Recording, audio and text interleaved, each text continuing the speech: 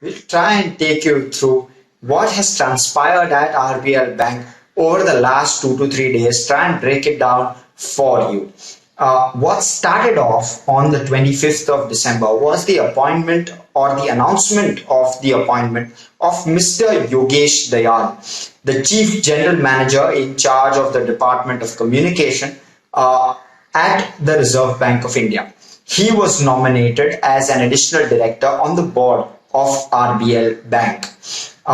And that was with effect from 24th of December 2021 and for a period of 2 full years. That shortly coincided with an announcement made by the bank that the MD and CEO at that point, Mr. Vishwavir Ahuja, who has been the MD and CEO for over 10 years at the bank, is going to be going on leave, and that was ratified and approved by the board of RBL Bank.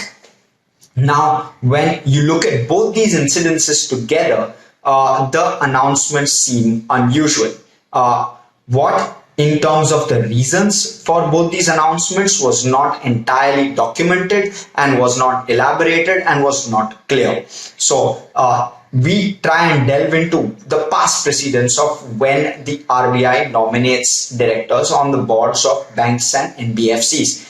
RBI generally nominates these directors when it believes that there is higher scrutiny needed with regard to either financial performance or with regard to governance issues at banks and NBFCs, or both, of course. And an executive director, who was Mr. Rajiv Ahuja, was named the interim MD and CEO at this point of time. He, of course, addressed a press conference as well as an investor con call to try and allay fears of what was happening at the bank.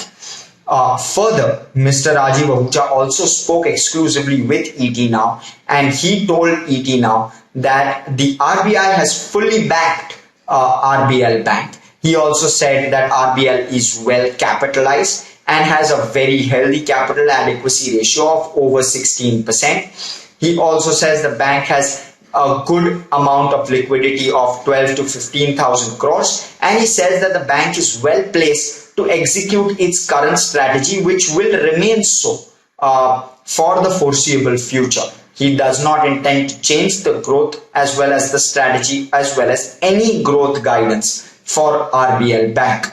He gave no material reasons though for the back-to-back announcements that were made on the 25th of December.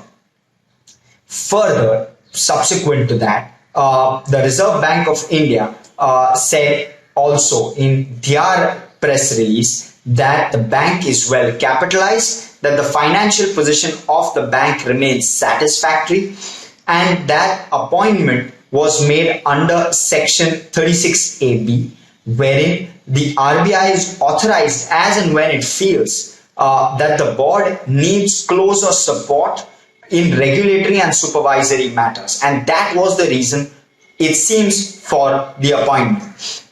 The RBI also said that the bank's financial health remains stable and that investors, depositors and stakeholders should not rely on speculation in certain quarters to try and jump to conclusions with regard to RBL Bank. So that was the broad release made by the RBI to try and allay fears.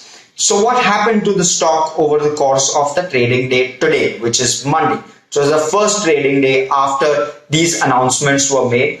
Of course, the RBI announcement was made midway through the day. However, the RBL Bank's the stock opened up on a 5% lower circuit and then proceeded down all the way lower 25%. That was the day's low it made before, of course, rebounding back. What has the stock done over the last year? Well, it's been a poor performer. Its 52-week high is around 274 rupees a share, and from there it's closed at 140 rupees a share at close of trade today.